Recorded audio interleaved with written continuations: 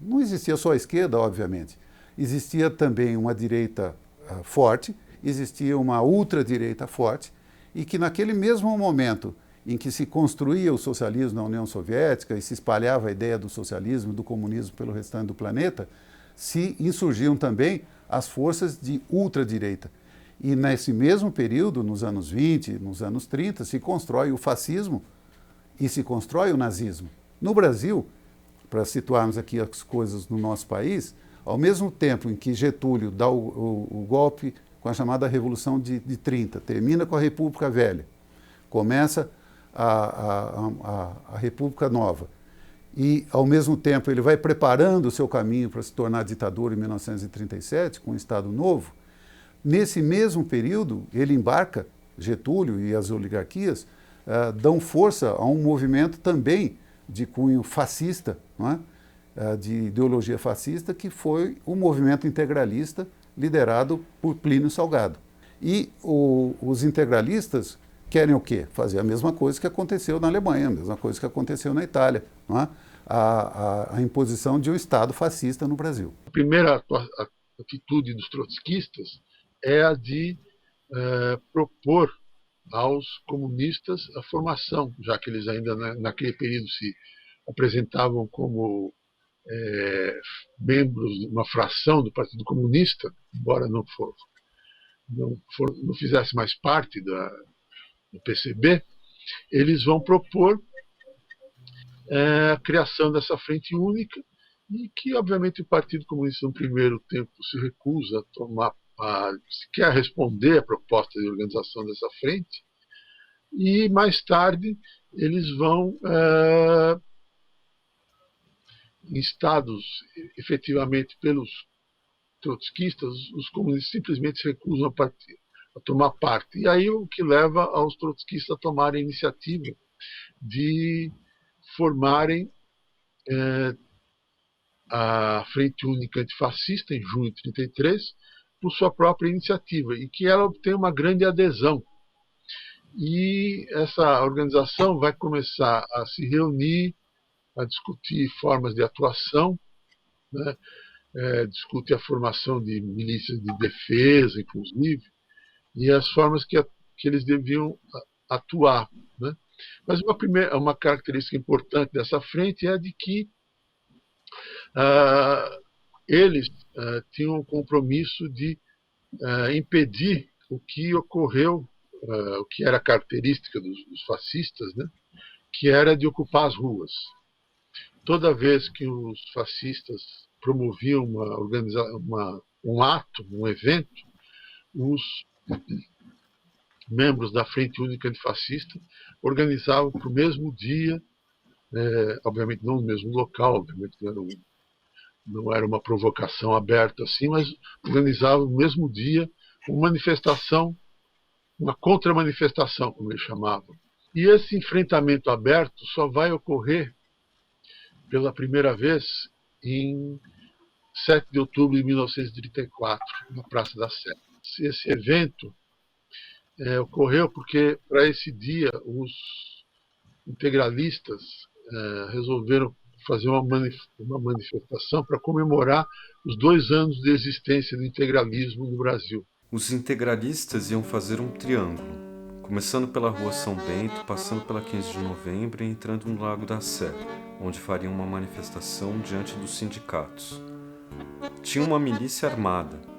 A Frente Única Antifascista, comunistas, trotskistas, socialistas, resolveu impedir isso, porque na verdade o que pretendiam era massacrar os sindicatos. Organizamos a seguinte tática: iríamos até lá, dissolveríamos a manifestação e quando a polícia montada interviesse, saíamos fora, deixando que os dois se enfrentassem. Seria um ataque de provocação. Cada grupo tinha o seu núcleo armado. Havia uma tensão muito grande. Ficamos postados na 15 de novembro. E quando voltassem, gritaríamos: abaixo o fascismo! Mas com isso desistiram de fazer o triângulo.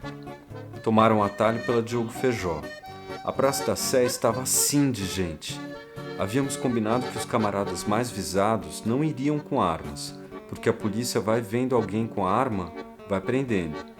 Eu, por exemplo, fui revistado várias vezes, mas estava sem nada. Houve tiros do lado dos sindicatos. Hoje se sabe que isso foi provocação de alguns tiros, para ver se os sindicalistas contra-atacavam. Com esses tiros, houve muita correria, e um grupo de integralistas deitou no chão e começou a atirar. Muita gente caía ferida, muitos corriam, e fiquei sozinho num pedaço da praça. Vários integralistas então me cercaram. Vamos acabar com esse podre!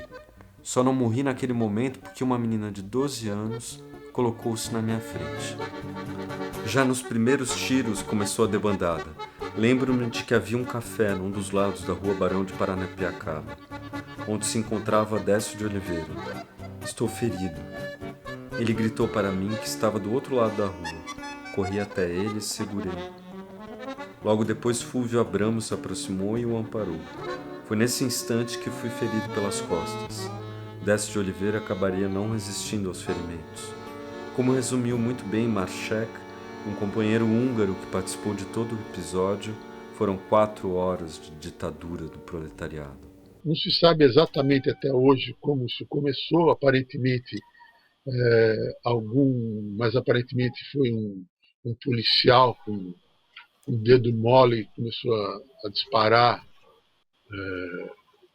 armas para dispersar algum enfrentamento entre integralistas e membros da Frente Única. Então começam a surgir disparos, e aí o pessoal da esquerda que estava armado resolve também responder a esses tiros, e há um tiroteio enorme que durou muito tempo e que produziu mortes, né?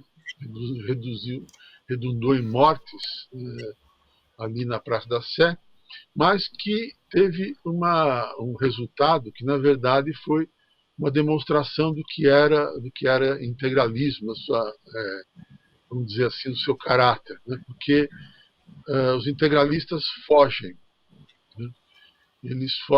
Frente ao tiroteio, eles começam a se dispersar, e uma das primeiras atitudes dos integralistas, para não servirem de alvo para as balas, é se desfazerem de suas camisas, né? E esse episódio logo depois vai ser chamado sarcasticamente pelo humorista comunista, o Barão de Itararé, Paris Torelli, como Revoada dos Galinhas Verdes. Frente à escalonada do fascismo, hoje, gente com ideias fascistas, né? E hoje, ao contrário dos integralistas, né? Hoje você tem gente do lado dessas fileiras fascistas, gente já com treinamento militar, né? É sempre bom lembrar que esses milicianos, boa parte deles foram educados e formados ou nas fileiras do Exército ou nas fileiras das polícias militares. Então são gente com maior capacidade de enfrentamento, ao contrário dos integralistas. Mas também põe a questão de essa lição que 34 deixa, que você, o 7 de outubro de 34 deixa, que é você não permitir com que as ruas sejam ocupadas por esses caras, porque quando eles ocupam, eles tomam poder. E isso está posto hoje.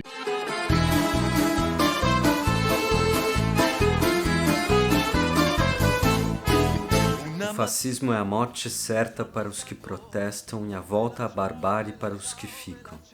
Acima de quaisquer interesses de classe, ele é essencialmente desumano e anti-humano. É o problema da legítima defesa de todo um povo que se coloca recentemente diante de nós. Lutar contra o fascismo e, no sentido mais literal, lutar pela própria existência. Cidadãos, organizemos em todo o Brasil a Frente Única Antifascista. Consagremos o dia 14 de julho como a primeira jornada contra o fascismo internacional. Lutemos corajosamente com a nossa consciência e com a nossa vontade contra o inimigo comum. Abaixo o fascismo, viva a liberdade!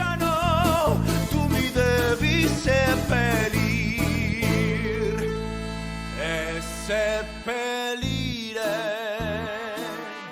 lassù in montagna.